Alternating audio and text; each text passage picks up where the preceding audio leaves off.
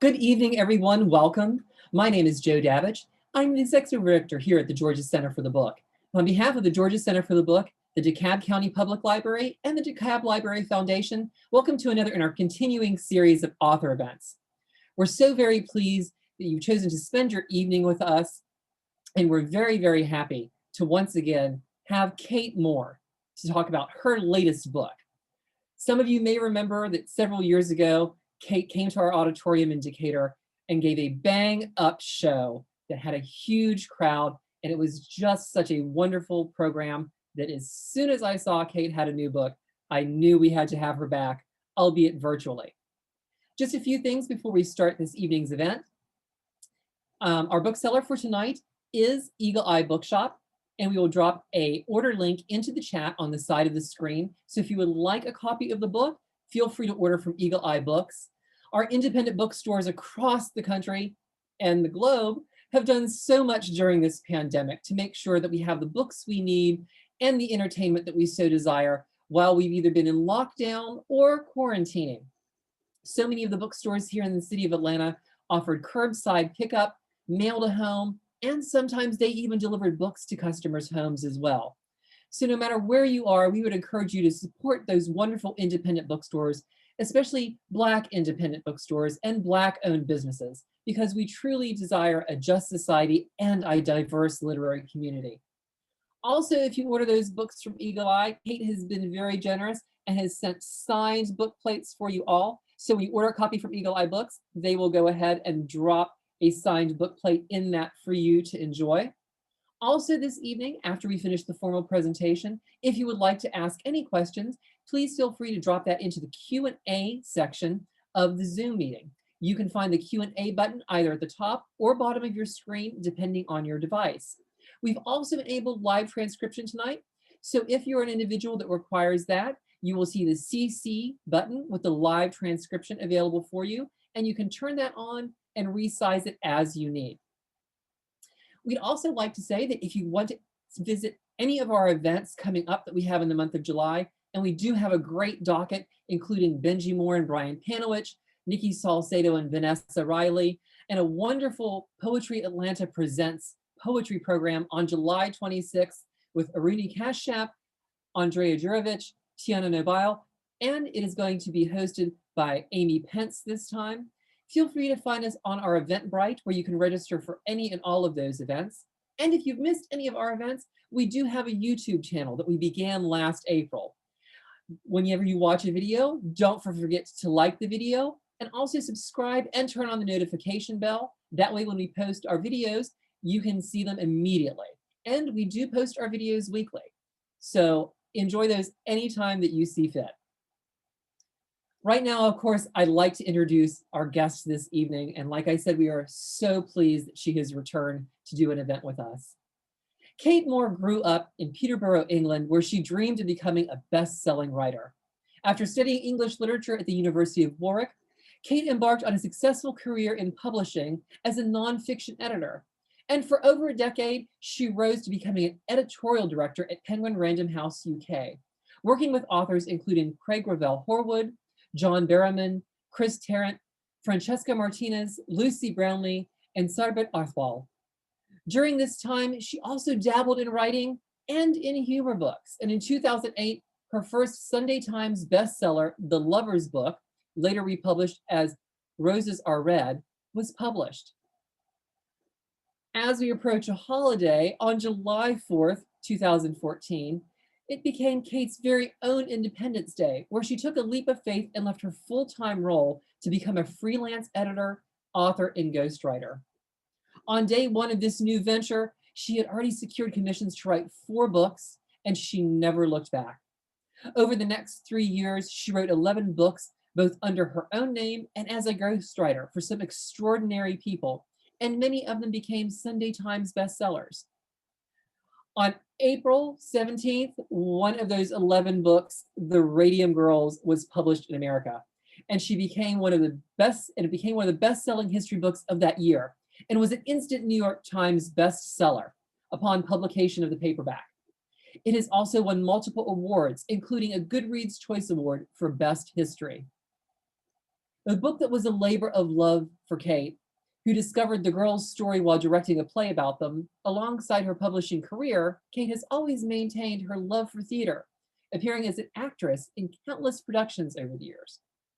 Wanting to share her production of These Shining Lives by Melanie Marnich was authentic as possible, Kate conducted lots of research on the Radium Girls and was amazed to discover that no book existed that focused solely on the women themselves.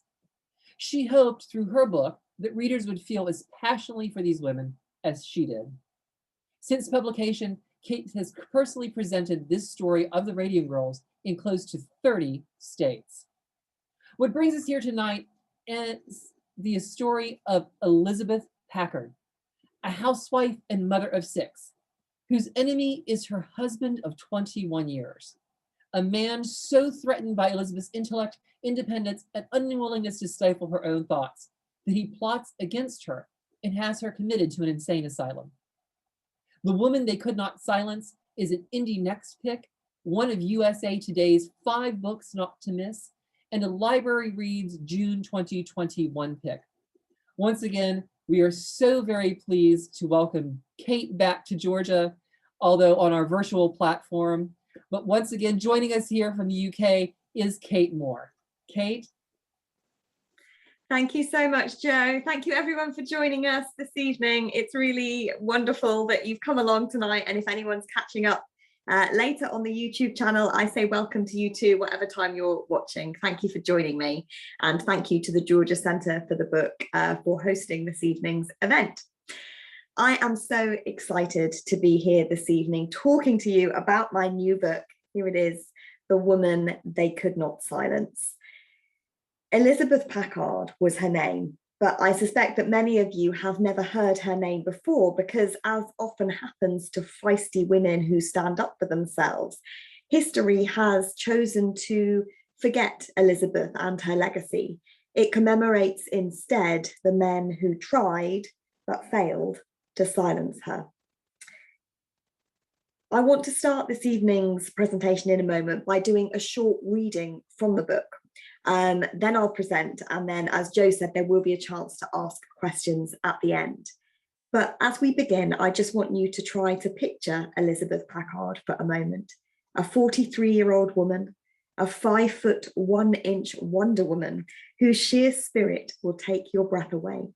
She had long, dark brown hair, brown almond-shaped eyes, and a nose as strong and straight as her principles. Elizabeth's downfall and her salvation came about because of one thing and one thing only. Elizabeth Packard had a mind of her own. Her story starts on the cusp of the American Civil War in June 1860, and it starts with Elizabeth, this 43-year-old housewife and mother of 6, lying in bed in her marital home. It starts with one simple question. What would happen if your husband could commit you to an insane asylum just because you disagreed with him?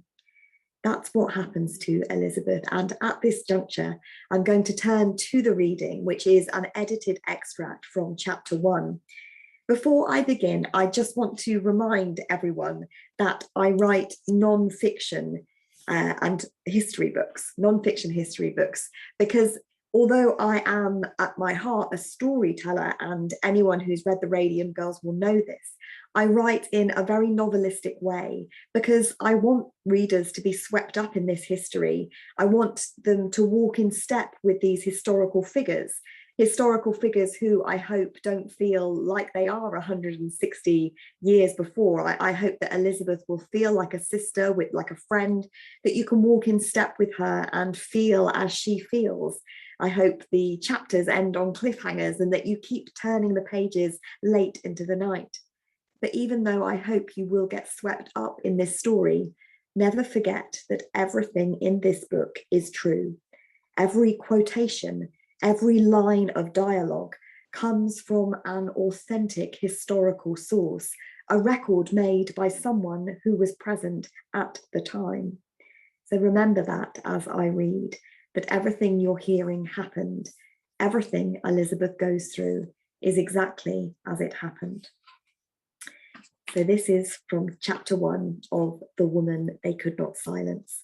The date is June 18th, 1860, and our setting is a little town called Manteno in Illinois.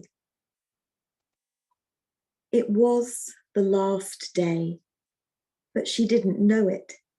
In truth, we never do, not until it is too late. She woke in a handsome maple bed, body covered by a snow-white counterpane. As her senses resurfaced after a restless night's sleep, Elizabeth Packard's brown eyes blearily mapped the landmarks of her room: embroidered ottoman, mahogany bureau, and smart green shutters that, for some reason, were failing to let in any light. Ordinarily, her husband of 21 years, Theophilus, a preacher, would have been snoring next to her, his gravity-defying curly red hair an impromptu pillow beneath his head. But a few long weeks before, he'd abandoned their marital bed. He thought it best, or so he'd said, to sleep alone these days. Instead, her senses were filled by the precious proximity of her slumbering 6-year-old son. Her children were truly the sun, moon, and stars to Elizabeth. To see their happy faces and laughing eyes offered such blessed light. It was particularly welcome in a world that was becoming, by the day, increasingly black. Such melancholy thoughts were uncharacteristic for Elizabeth. In normal times, the 43-year-old was always rejoicing.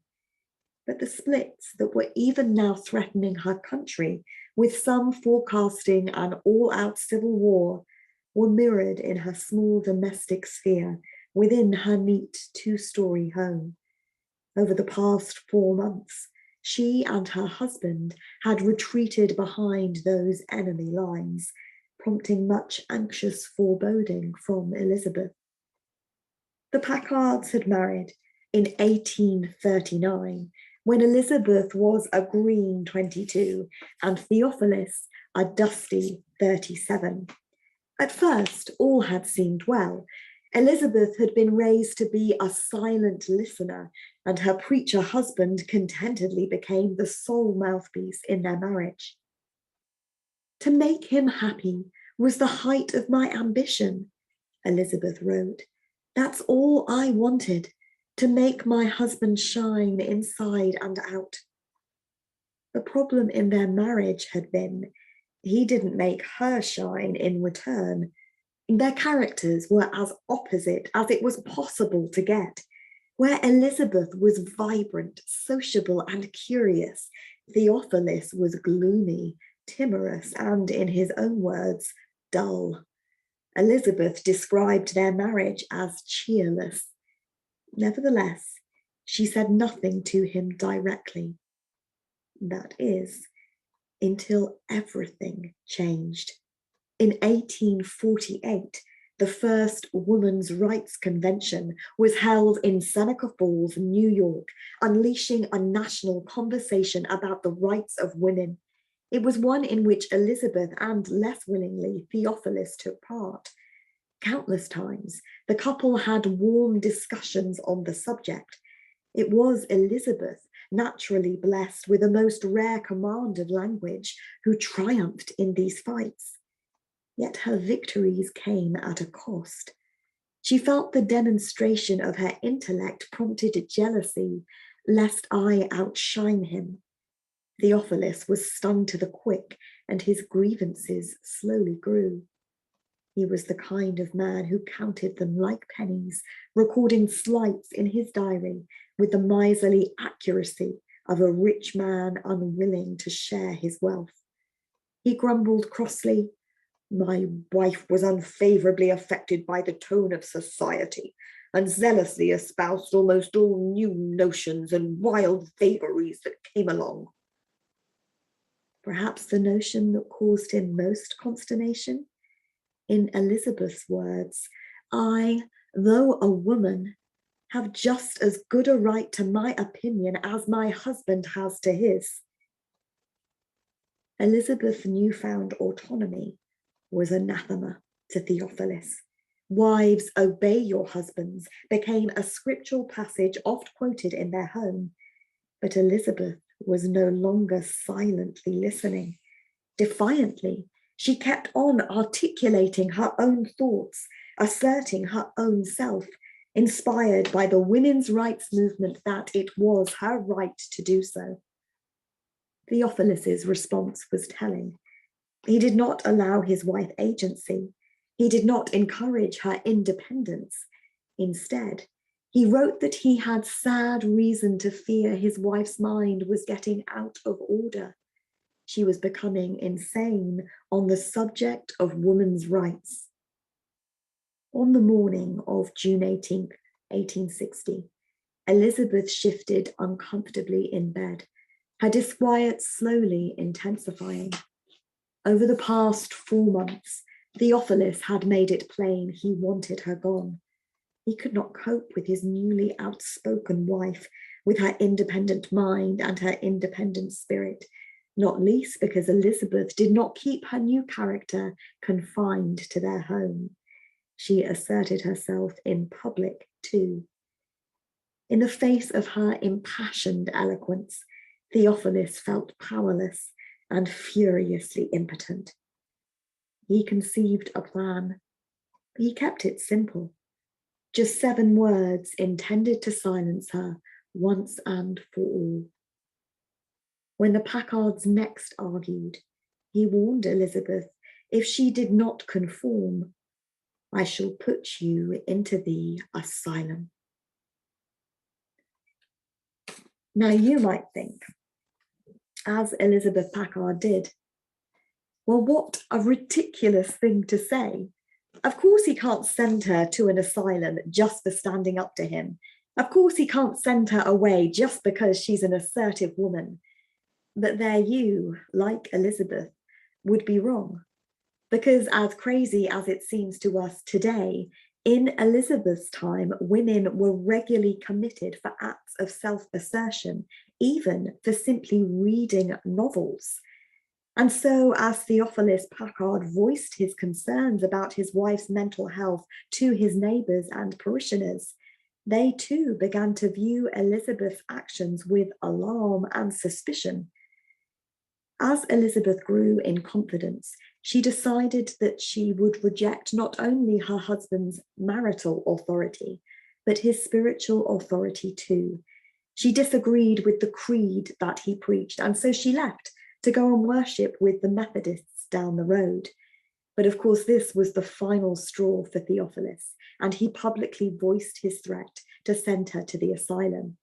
And yet, it was a threat with which his parishioners concurred. They supported their pastor in his plan. And in fact, as soon as Theophilus mentioned that Elizabeth was mad, they began to view her actions through this prism of insanity. So when Theophilus did not clean the yard and Elizabeth shouted at him, the parishioners saw this as evidence of madness, because an angry woman, so different to the placid, timid woman she was supposed to be, well, surely this was evidence of an irrational insanity. Similarly, when Elizabeth confided that she disliked her husband for his controlling ways, this too was seen as madness, because he was the man she had married. He was the man she was supposed to hold most dear, and yet she disliked him? How insane. Finally, the parishioners cited Elizabeth's incessant talking as evidence of madness. For them, the idea of a woman having her own voice was seen as insanity indeed. To Elizabeth's shock, it wasn't only the parishioners in the 19th century who thought this way. The doctors did too. In fact, women who had ungovernable personalities like Elizabeth, women who had strong resolution, plenty of what is termed nerve, were in fact textbook examples of female insanity. Those quotations come from the writings of psychiatrists of the era. The theory ran that a woman was supposed to be satisfied being in her domestic sphere, satisfied to be solely a wife and a mother. Any woman who was assertive or ambitious, who pushed those boundaries, who longed for something more, well, she was seen as unfeminine, therefore unnatural, therefore diseased and mentally ill. It was a diagnosis called moral insanity, and the definition of it was eccentricity of conduct. But of course, eccentricity of conduct, like beauty, is all in the eye of the beholder. But doctors of the time considered such women like Elizabeth as mad. And her assertiveness was not the only strike against her, because Elizabeth was not only a woman who was confident in herself, she was also an educated woman. And in the 19th century, women who studied or even simply read were seen as liable to go mad. When I did my research for this book, I found a record of a doctor who had visited an all-girls high school in 1858. He remarked to its teachers, "You are training your girls for the lunatic asylum." Similarly, when I looked up the records of the Illinois State Hospital, the hospital to which Theophilus applied to send Elizabeth Packard, I found that the causes of insanity for the patients admitted to the wards included simply novel reading. In May 1860, in fact, just the month before Elizabeth is waking up in bed, a 15-year-old girl, known only as B in the records, she was admitted to an asylum after becoming greatly addicted to reading novels. Perhaps the doctor who can explain the reasoning behind these theories is Dr. Andrew McFarland. He was the doctor, the superintendent of the Illinois State Hospital, and it was across his desk that Theophilus's application came. Now, McFarland believed that when minds of limited capacity to comprehend subjects tried to do so, it ultimately led to mental breakdown. And therefore, when Theophilus applied to send his wife away and described how she had been thinking for herself, reading about other faiths and philosophies, striking out on her own, a woman so different from the obedient and silent wife he had been happy to have in his home, well, McFarland studied this application and immediately consented to admit Elizabeth to his hospital. She was admitted on a hot summer's night in June 1860 for excessive application of body and mind. Or as Elizabeth herself put it, she had been placed there by her husband for thinking. Now, Elizabeth wasn't too worried when she was first sent away to the asylum because she was sane and she truly believed that a sane woman could not be kept against her will within a hospital. But to her shock and horror, she realized before too long that the law was on her husband's side too. In fact, the law said the husband and the wife are one, and that one is the husband. It was a law known as coverture, which was inherited from England. It seems we Brits have a lot to answer for. And it left married women with no civic rights at all, no legal rights. Legally, they were mere shadows of their spouses. They had no right to their own earnings, no right to the custody of their children, no right even to their very liberty. On the statute books in Illinois at this time, husbands could send their wives to asylums simply by request and specifically without the evidence of insanity required in other cases. And I want to make the point that even though these laws feel like they're from a long time ago, in fact, the echoes of them are present throughout the 20th century too. Did you know, for example, that it wasn't until 1974 that a woman could get a credit card independently? Before then, a man had to co-sign any credit application, and the banks would also discount a woman's earnings by as much as 50% when deciding how much credit to grant. So even though these laws are historic, they were something we did not shake off and revolutionize for a very long time. Now, stuck in the hospital in 1860, Elizabeth quickly realizes that the odds are stacked against her, not least because she can see that she is not the only woman this has happened to. As she wakes up in the hospital on her first morning and she steps outside and meets her fellow inmates, she realizes that many of them are sane women just like her, sane women who've been sent away by domineering husbands or controlling fathers. In fact, the psychiatrists of the era admitted that they would commit women for causing the greatest annoyances to their family, for women who defied all domestic control. Elizabeth found that the wards were overcrowded. And in fact, they were so overcrowded that Dr. McFarland had recently applied to the legislature for increased funding to build a new wing of his hospital. The year after Elizabeth arrived, this new wing would open with space to commit another 150 patients. Every single one of them would be a woman. This overcrowding and these statistics bring to light another truth about 19th century psychiatry, which was that simply possessing a female body was seen at leaving you at increased risk of going mad. Women's menstrual cycles and their sexual organs were deemed a cause of insanity too. And so dangerous was it deemed to be a woman, an adult woman with a menstrual cycle, that doctors actually encouraged mothers of the era to try to delay the onset of their daughters' periods. The advice given was that these young women should avoid eating red meat, lying in feather beds, reading novels, of course.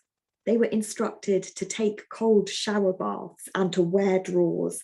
And in this way, the doctors hoped to save them from their inevitable insanity. Now, Elizabeth is stuck in the asylum with no way out. Her husband is not going to release her, and the law offers no recourse to freedom. In fact, the only way Elizabeth can be freed is to submit. She is supposed to follow what she called a subduing treatment. She said she'd been sent to the asylum to be broken in. And in fact, Dr. McFarland himself concurred with that statement. He wrote that he saw himself as the women's superior. He was the Prospero to their Caliban. He was supposed to teach them to become elevated by his smile and to bow at his reproof. The women were sent there to learn how to submit to male authority again. They had to learn how to become obedient wives, and that was the only way to be released. But as Elizabeth Packard wrote, in my case, this woman-crushing machinery works the wrong way. The true woman shines brighter and brighter under the process instead of being strangled. And this is perhaps one of the things I love most about her story and about the narrative of my book, because it's called The Woman They Could Not Silence. But in fact, the book is largely about Elizabeth's own journey to become that woman and to find her own unsilenceable voice. Through the crucible of suffering, through being sent to the asylum, even though she's sane, actually, she becomes stronger and stronger. She finds faith in herself. And through that, she develops this incredibly fearless spirit. She writes, "The worst that my enemies can do, they have done, and I fear them no more. No opposition can overcome me." And that is the truth of the story of Elizabeth Packard. She becomes a writer in the asylum. That's partly how she begins to find that voice. She wasn't permitted to write, but she used to steal scraps of fabric and to tear out the margins of newspapers to scribble upon. And she would hide these scraps of a secret journal that she kept, recording everything that she was witnessing, this suppressing of women, this medicalization of female behavior. And she recorded how she was feeling and thinking too. And so I've been able to draw on that in my book. To read the book is to hear from Elizabeth herself in her own words what happened to her. And I think her voice and her spirit are truly inspirational, because that strength that she finds inside herself, and this is again one of the aspects of her that I love, she uses that strength not only to raise up herself and to fight her own personal battles, she uses it to raise up the whole sisterhood as well. She finds in many places in the story that she could have saved herself, and yet she chooses not to. She chooses to throw in her lot with her fellow sisters in spirit, and she fights for all of womankind instead. And her story is one where she moves from housewife to historically significant heroine, someone who battles to change the world and make it a better place, and someone who successfully improved the rights of women and the mentally ill within her own lifetime. She was truly extraordinary. But make no mistake, though this is a history book, the issues at its heart could not be more modern. And this is actually how I came to the story. The story started for me not on the cusp of the American Civil War in June 1860. It started in the fall of 2017, amidst the fire of the Me Too movement. Everywhere that fall, women were speaking up and speaking out. And it was a truly empowering time. But it got me thinking, well, why hasn't it happened before? Because women have always spoken out, in fact. But this was the first time that we'd been listened to and believed. And as I was thinking about these issues, my thoughts coalesced around a single realization. For centuries, whenever women have used our voices, we've been called crazy. And that is something that still happens today. If you think about when Hillary Clinton ran for president, she was called hysteric. Look at Vice President Kamala Harris. She's been called a madwoman because of the assertive way that she conducts herself in the Senate. Think of Nancy Pelosi in her electric blue suit, standing up to Donald Trump.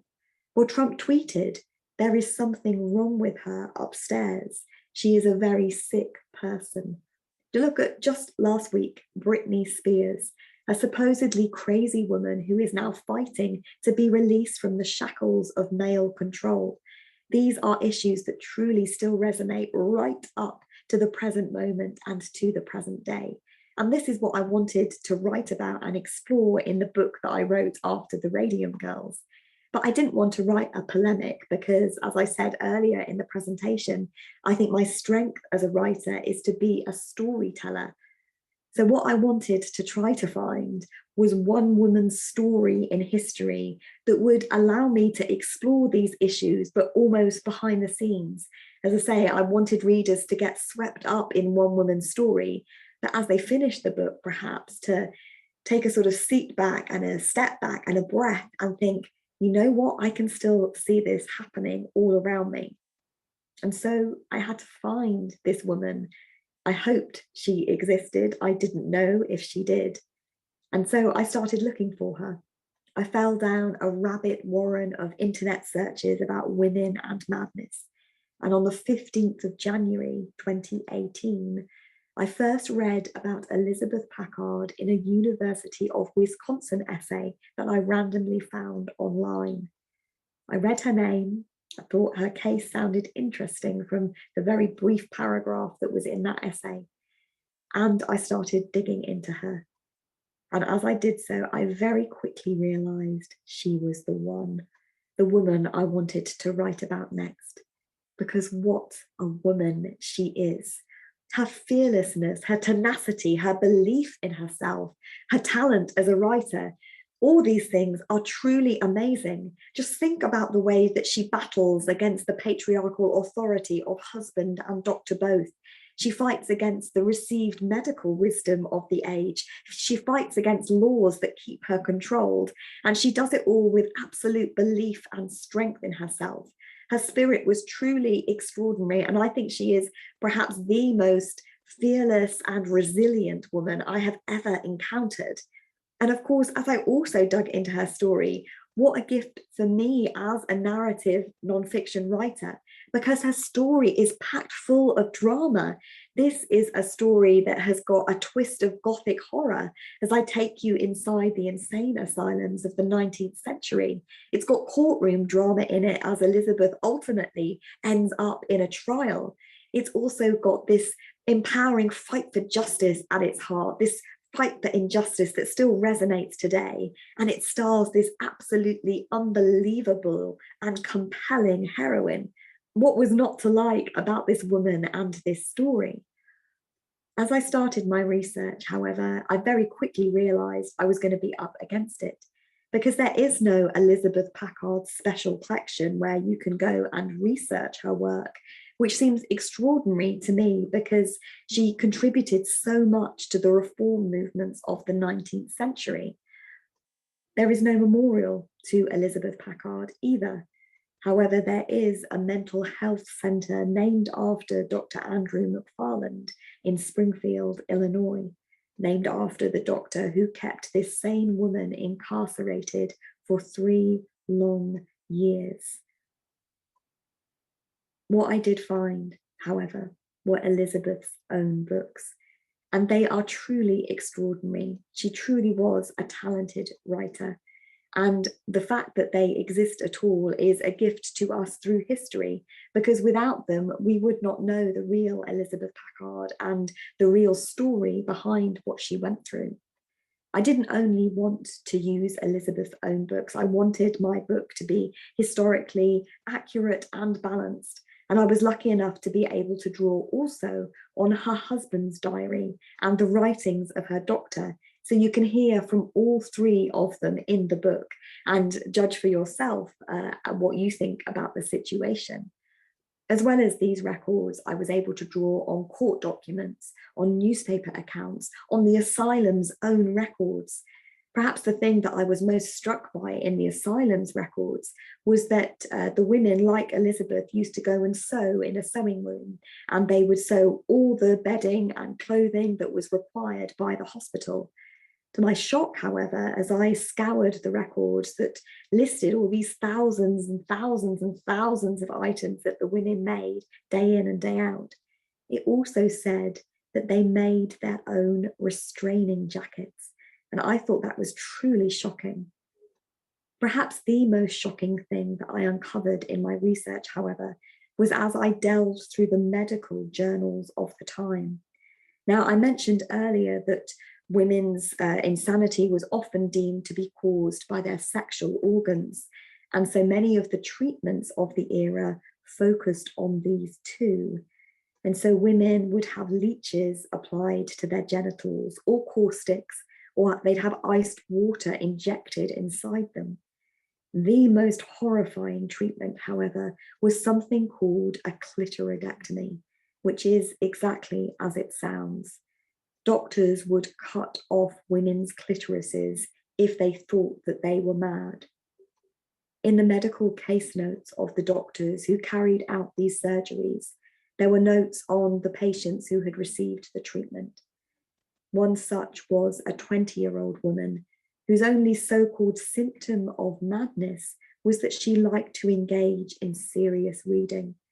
Another patient was a 30-year-old wife who had expressed dislike for the society of her husband. You might think, well, it was 160 years ago. They did things differently then, they didn't know. But in fact, my research uncovered that in the Western world, these operations continued to correct emotional disorder until the 1940s. The last recorded case was on a 5-year-old girl. The more I uncovered about this story and this subject, the more passionate I became about it. And my passion led me to research in America and to literally follow in Elizabeth Packard's footsteps. I went to visit her marital hometown of Shelburne, Massachusetts, which is way up in the north of the state. It's very mountainous up there. The terrain is filled with forests. The houses creak with age. And it is a landscape and environment that speaks deafeningly of what has always been and always will be.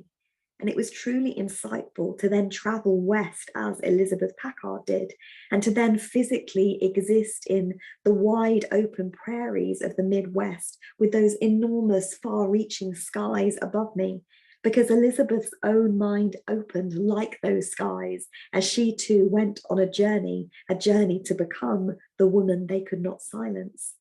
As part of my research in Illinois, I went to worship at the church where Elizabeth's husband had preached. It's a small whitewash building in a small town, and you sit in the congregation under these dark wood beams.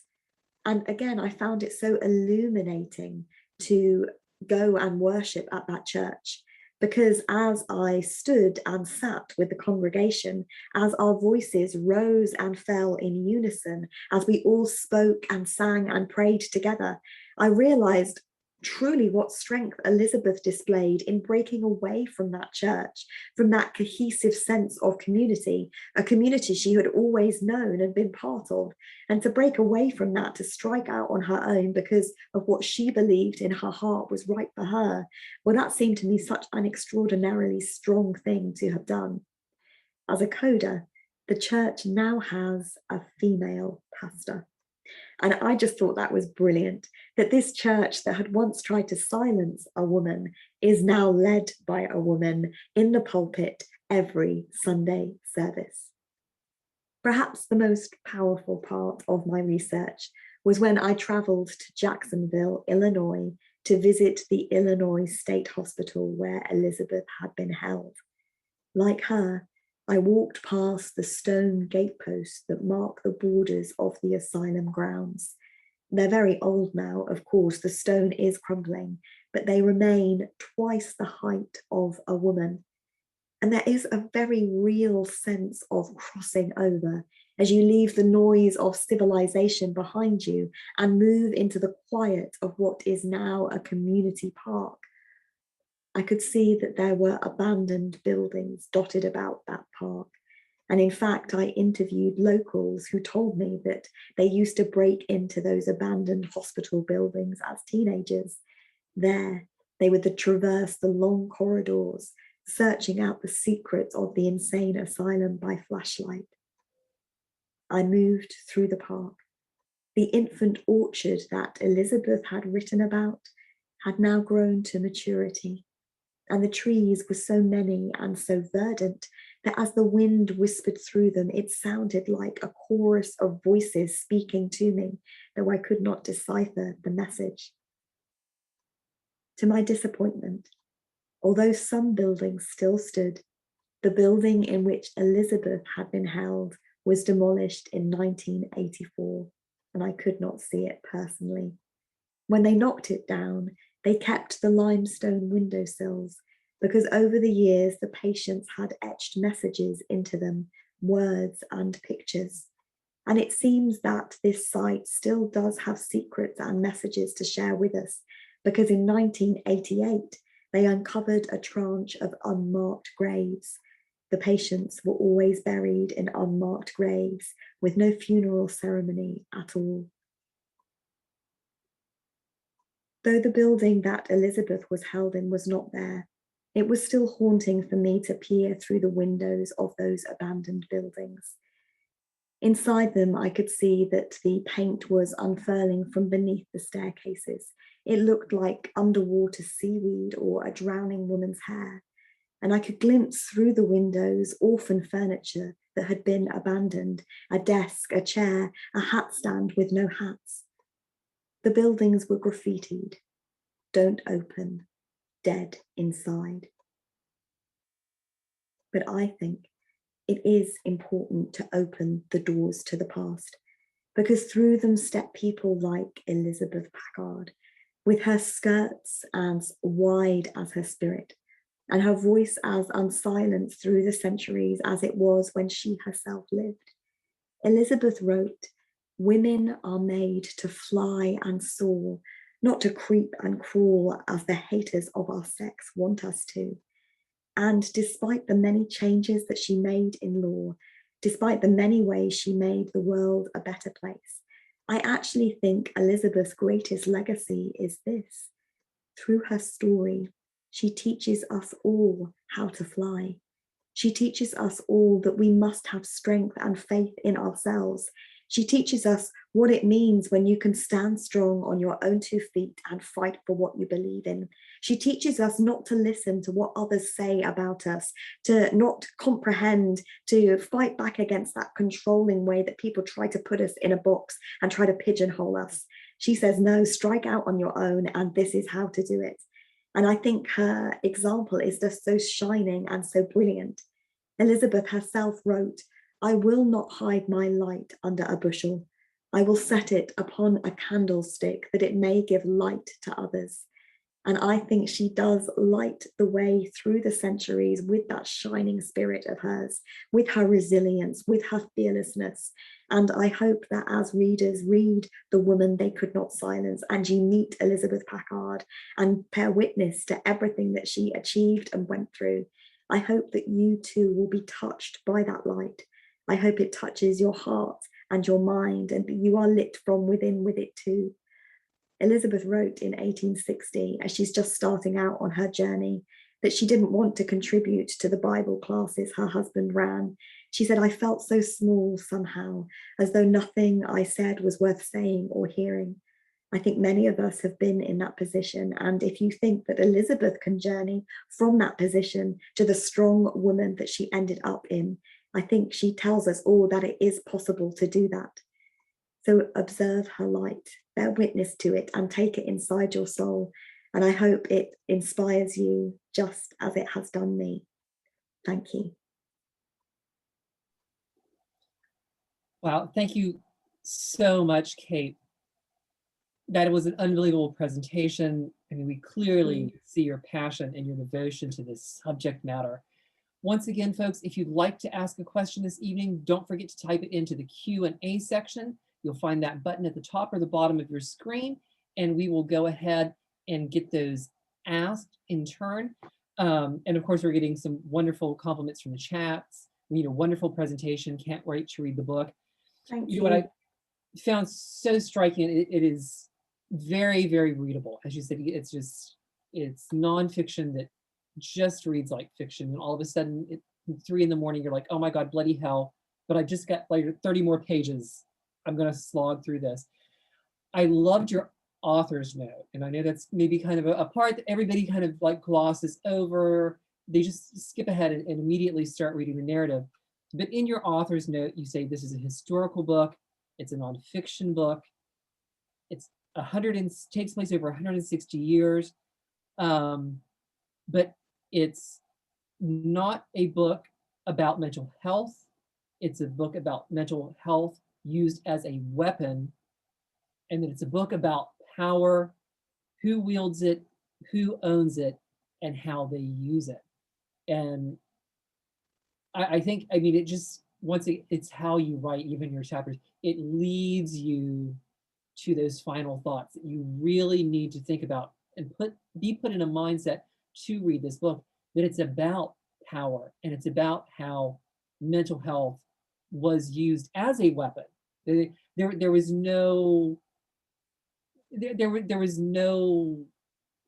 a chance of improvement. I mean, he seriously wanted to lock her up and be done with it. Lock her up for life and literally throw away the key. He didn't want anything more to do with her. She was too troublesome.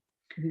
Well, and I like that you mentioned too that you went down on this YouTube rabbit hole. I've done this, like so many people have done it probably during this pandemic, and I would find that I would find presentations on mysterious disappearances or all these insane asylums and like haunted places, mystery, and they always seem to come around to asylums and derelict asylums, ruins of asylums.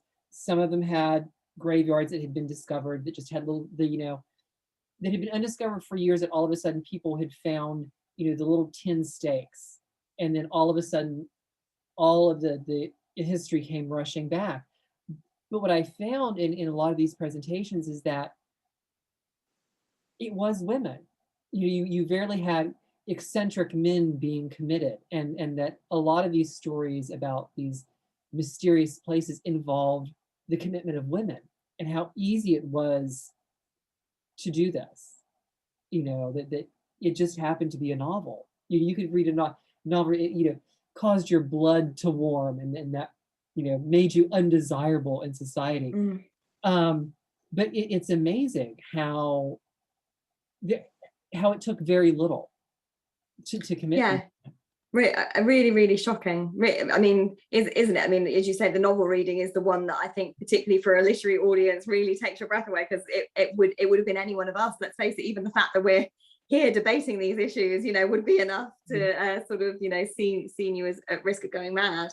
So yeah, really shocking that it would be the simplest things. And as I say, again, the notes that I mentioned of the doctors who were performing the clitoridectomies, a whole tranche of women that the doctor who was writing about them sort of said was, women who, as he described it, express not a desire for novelties, such as becoming a nurse in hospitals. A woman who wanted to become a nurse in a hospital rather than being a wife and a mother, she was seen as a fit subject for this operation and was seen as mad, according to this one doctor. Just truly shocking and yeah, just absolutely horrendous. Well, and you mentioned in your presentation as well too, a lot of the psychological terms too that we use today, that we kind of almost say and throw away, like hysterical. I mean, that literally translates as womb madness. Hysterectomy. These were assigned to female patients that they were treating, and I mean, words are very powerful, and I don't think that a lot of us realize that. I know so many people still use the phrase, "Oh, as a rule of thumb." It's like, well, that comes from the rule that a man could beat his wife as long as the stick wasn't thicker than his thumb. Yeah. Let's stop using that, and it's just, and how, and we still use those terms in psychiatry, that these men kind of gain notoriety and gain fame by being these psychiatrists at the expense of these women. Yeah. I mean, one thing that I found really interesting in my research is that at this time there was no formal training for psychiatry, so they were literally making it up as they went along, basically. And because as I say, they were writing the textbooks at the time. So no one actually studied in that way. You couldn't go and train to become a psychiatrist. You just said, "Oh, I quite fancy dabbling in that field," and then you were running an insane asylum. That's how it happened. So and the other thing about it, because there wasn't this sort of any formal training, the doctors themselves were very keen to sort of assert their burgeoning authority and sort of throw their weight around in a way. So there was a lot about how they were the experts, so it was only them who could define who was mad and who was not. And actually, oftentimes, as happened in Elizabeth's case, she had people standing up for her saying, "This woman is not mad, you've got to release her from the asylum." And the doctors would haughtily say, "You don't know what you're talking about, I'm the expert, I say she's mad, and just wait and see, she will be mad, eventually.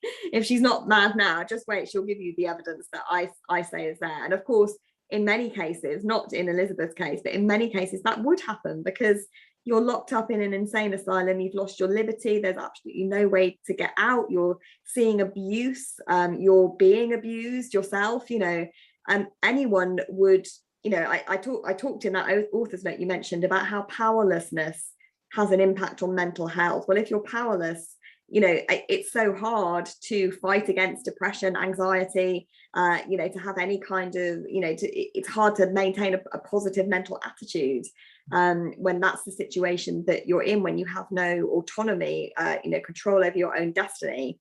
And so, of course, many people would go mad, even if they were sane to begin with. And that's the sort of irony of the situation. And we have some questions that have come in, so I want to go ahead and get some of these answered as well. And actually, we have one in the chat from a Shannon who says, "Thank you for your readable and such a well-researched book. Elizabeth is my great-great-grandmother, and I am so grateful to know this family history." So thank you, Shannon, for giving us that little bit about your personal history as well this evening. But I do have some questions that came in about the laws and the asylums from a couple of folks. And Marnie asks, how common were these asylums in the United States? And another attendee asks, did the United Kingdom change the laws for women's rights before the United States? I know that husbands in the United Kingdom were allowed to have their wives committed as well. My honest answer about the US and the UK is I don't know. I don't know what the timeline is about when people were changing laws and when they weren't. And of course, in the US, it was state by state. So it might also have been that one state changed before the UK. I don't know what the timeline was, is my honest answer, because I didn't look massively at the UK in my research. I was very much focused more on the US. And in answer to the first question, yes, there were asylums all across America.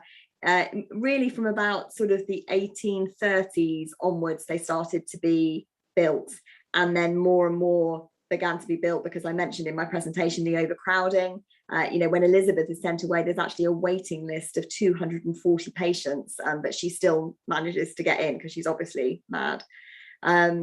So they needed to treat more and more patients, and so there were more and more asylums that were bigger and bigger and bigger, and then they got more and more unwieldy, and then they really couldn't treat the patients. So in the end, the treatment was custodial in nature. You sent someone to an asylum and they were literally just kept there and controlled. Almost some of the restraining devices that I read about, something called a crib, which literally is like a wooden box basically that they would keep patients in. So that was a long answer to that straightforward question.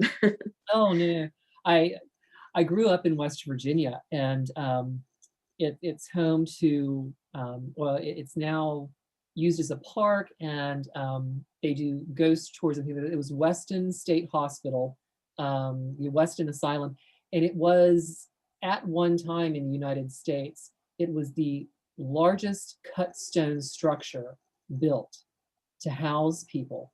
Wow. Rumor has it that it's built on 666 acres of land. It's supposed to be haunted and things like that. Wow. And they still do. It's now become an active community center. They do ghost tours and things like that. But it's amazing how large this building was, and that when you see it, they were just packing people in, as you said, for these just to be custodial at a point. Yeah. It really was kind of savage how these folks were treated. A couple of our guests this evening, Carol and Linda, have all asked about her children. And it said, they asked, did the children visit her at the asylum, and what kind of influence did she have on her children? Well, this is one of the tragedies of her story. So Elizabeth was a mother of 6. As the book opens, her children range in age from 18 years to 18 months. She had literally, only a month or so before stopped breastfeeding her youngest baby. And he is a baby. He's 18 months old when she's sent away, which is just so heartbreaking. And her other children are young as well. They're, 6, 10, 13, 15. So, an age where you want a mother around, and so absolutely awful. And the answer is no, they didn't visit her at the asylum. In fact, the whole reason for sending her away really was not only Theophilus's desire to control her because of the splits between husband and wife and the way she'd left the church. He also alleged that he was worried about her spiritual influence on the children. So in sending her away to the asylum, in saying that she was mad, he was hoping to strip from her parental rights. And that is ultimately what he does throughout the rest of the book as well. So no, she didn't see them for years and years, and had no influence over them. Before she was sent away, she was, a full-time mother, and she was integral in their upbringing. But then after she's sent away, she has absolutely no authority, no access to them at all. So he completely cuts her off. She tries to get, letters back to them. There's a bit where she makes her daughter some underwear. She embroiders it in the sewing room and tries to write a message in pencil to her daughter to encourage her, because her daughter has to take on all the household chores when her mother is sent away. Her daughter is the only female in the house. All the other children are boys. And she's 10 at the time, and she's expected to cook and clean and sew and nurse and look after the baby. Obviously absolutely horrific, and it doesn't end well with Libby. I do say what happened to some of the children at the end of the book.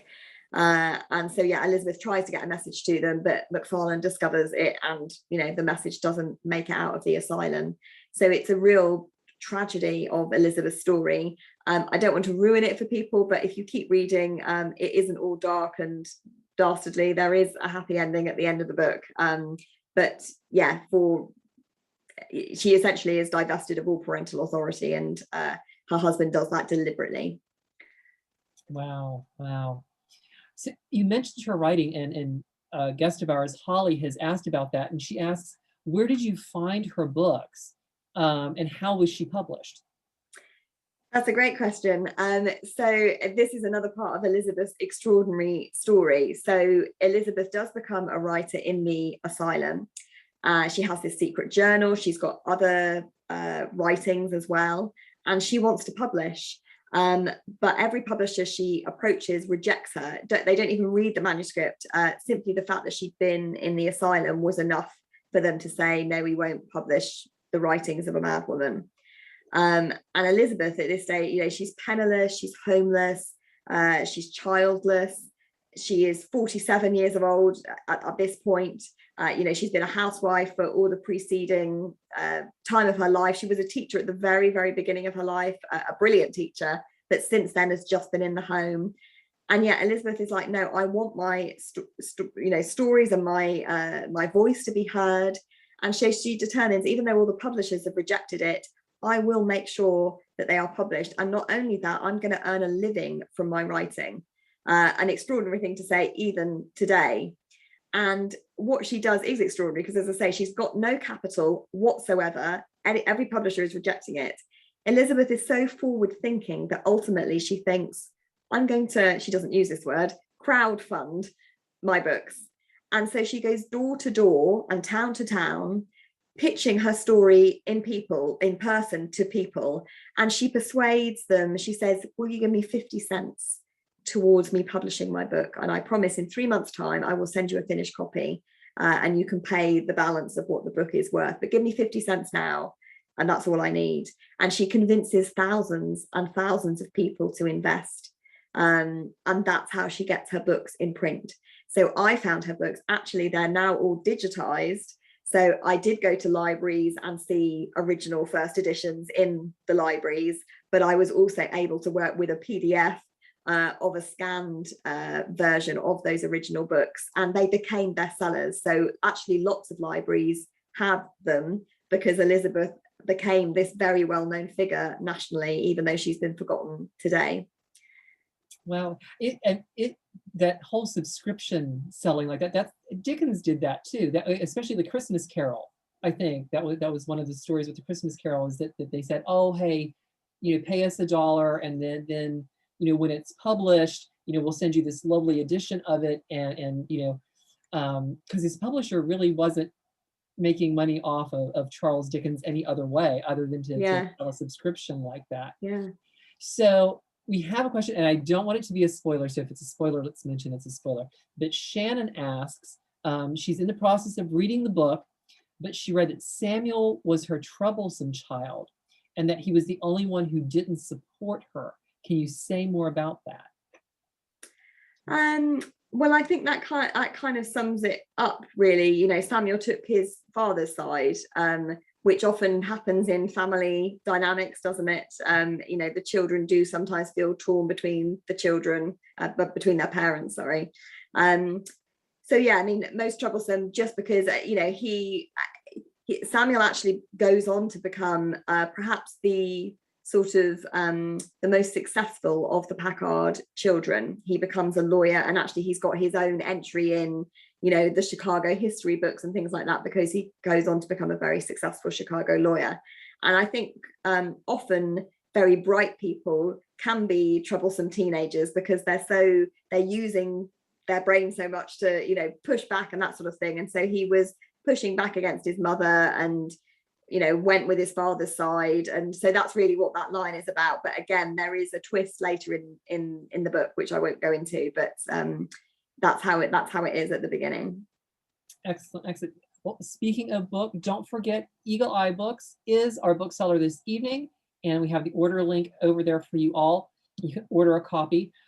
Now let's just go sort of like into publishing mode, because once again, I have my copy from 2017 in May of your Radium Girls here.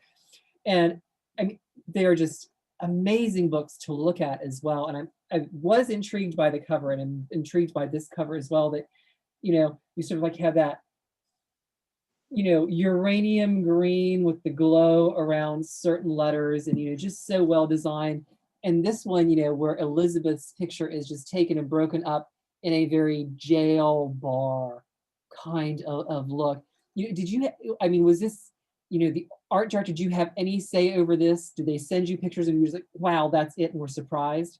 No, this is all Sourcebooks' brilliance, both of them actually. I think I had a little bit of input on Radium Girls, but I asked them to change the picture of the women. Originally, they used a different picture of a different group of women actually, and I said, no, that one's the better one. But no, Elizabeth one, all their brilliance to sort of make it tie in a way to the Radium Girls. But yeah, I love the bars and that sense of, they've captured the incarceration there in a really beautiful design way. So no, I love the cover, but it was nothing to do with me. It's just Sourcebooks' brilliance. Excellent, excellent. Well, as we wrap up this evening, and folks, thank you so much for all your questions tonight. Once again, our audience just doesn't let us down, always asking wonderful questions. But Suzanne asks, and she knows it's cliche, but do you have another book in the works? I don't immediately, no, not at the moment. I am going to write another book, but I'm still deciding what it's going to be on. So yeah, I don't know is the honest answer at the moment what it's going to be, but there will be one coming at some point. Excellent. Well, I mean, I have to say, you find such intriguing subject matter. And, even going back to your Radium Girls, I collect vintage glassware and I belong to several glass groups. And anytime someone mentions uranium glass, someone or the clocks, someone mentions your book. Wow. And it's just sort of like at the tip of their tongues. And the moderator for the group, I usually have posted about your book when someone asks about that. And the moderator will post, oh, Joe knows her. I'm like, no. I was like, okay, I've met the author. We've done an event before. I really don't know her personally, but I can assure you it's a fantastic book, and do read it. So thank you. Kate, thank you so much for staying up late tonight and My pleasure. Giving us this wonderful, wonderful conversation. As always, folks, do support our local independent bookseller by buying a copy of The Woman They Could Not Silence from Eagle Eye Books, or wherever you're at, do go ahead and give an independent bookstore a call. Not only will they put this great book in your hand, but I'm sure they will recommend at least 2 others to go along with it. Thank you all so much for allowing us to come into your homes. Kate, thank you again so much for joining us. We hope to see you back in Decatur very, very soon. In person, I hope. Yes, please. Absolutely, for a great book talk and maybe some great Decatur libations to follow afterwards. So definitely. Thank you all so much. Have a wonderful evening, and we will see you all again very, very soon.